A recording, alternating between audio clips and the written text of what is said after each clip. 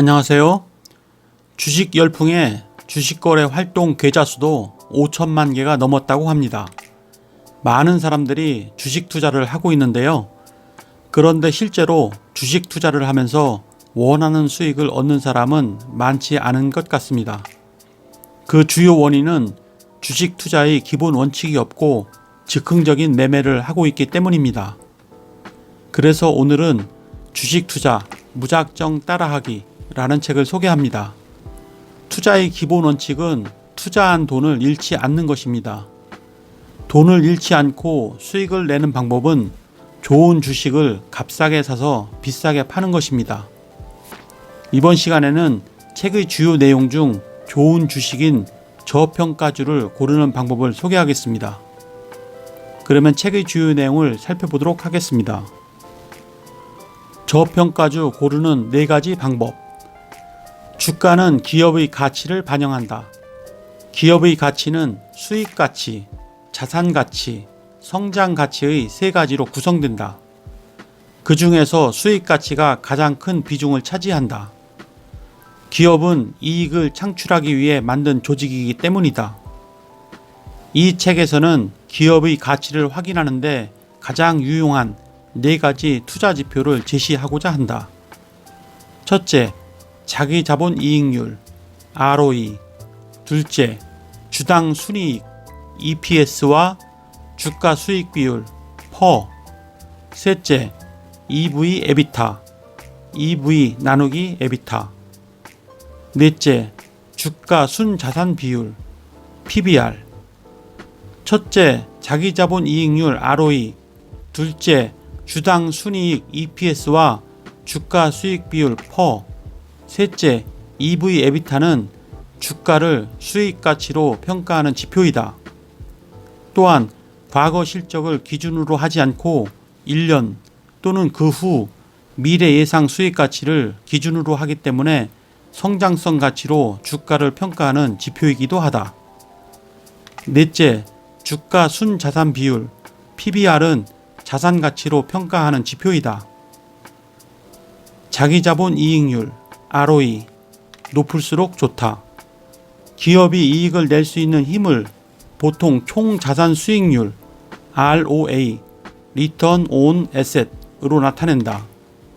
총 자산 수익률은 기업 수익률이라고도 하며 계산 방법은 다음과 같다. 총 자산 수익률 ROA는 이익 나누기 총 자산 곱하기 100. 총 자산에는 차익분과 자기 자본이 모두 포함되어 있다. 따라서 자기 자본으로 얼마나 수익을 내고 있는가를 알아보는 것이 더욱 중요하다. 이때 필요한 자기 자본 이익률 ROE Return on Equity는 내가 투자한 돈으로 회사가 얼마나 벌고 있는지를 나타내는 지표로서 당기순 이익을 평균 자기 자본으로 나누어 구한다. 자기 자본 이익률 ROE는 당기순 이익 나누기 평균 자기 자본 곱하기 100. ROE가 타사보다 높다는 것은 기업의 가치가 타사보다 높다. 향후 ROE가 높아진다는 것은 기업의 가치가 올라갈 것이다. 따라서 주가도 상승할 것이다. 종목 선정은 ROE를 체크하는 것으로부터 시작해야 한다. 자기 자본에 비해서 이익을 많이 내면 낼수록 이익을 창출할 수 있는 힘이 강하기 때문이다. ROE를 볼 때 주의해야 할 점은 다음과 같다. 첫째, 반드시 영업의 수익 또는 손실이 있는지 감사보고서 보고 확인해야 한다.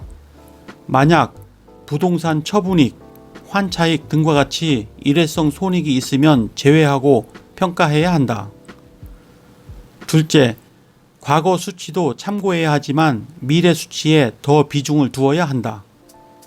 셋째, 마지막으로 ROE가 아무리 높아도 주가가 너무 많이 올라 있으면 고평가되었다.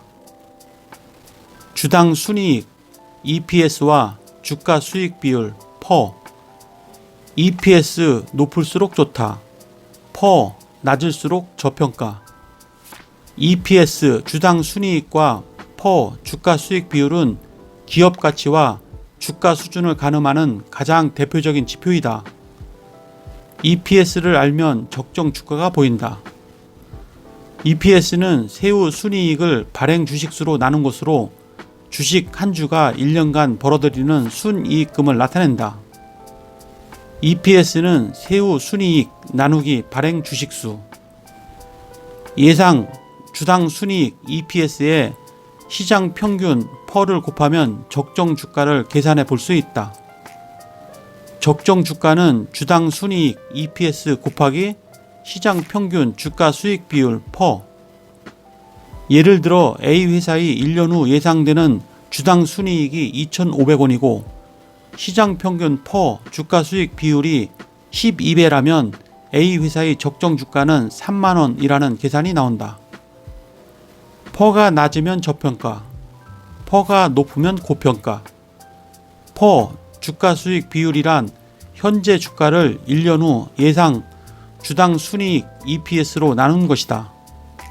주가 수익 비율 퍼는 주가 나누기 주당 순이익 EPS.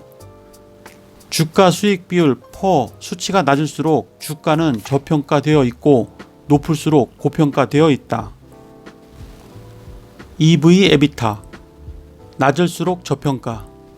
에비타는 세전 영업이익의 감가상각비 등 비현금성 비용을 합한 것이다.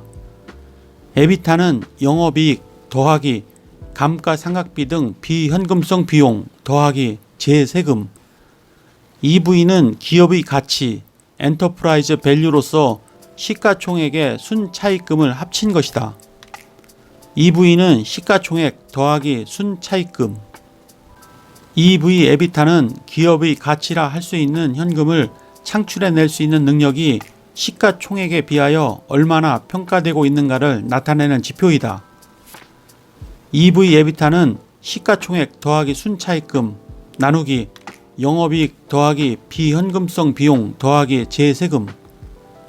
EV 에비타를 달리 표현하면 어떤 기업이 순수하게 영업활동으로 지금과 같이 돈을 벌 경우 투자한 금액 EV 시가총액 더하기 순차익금 만큼 버는데 몇 년이 걸리는지 나타낸 것이다.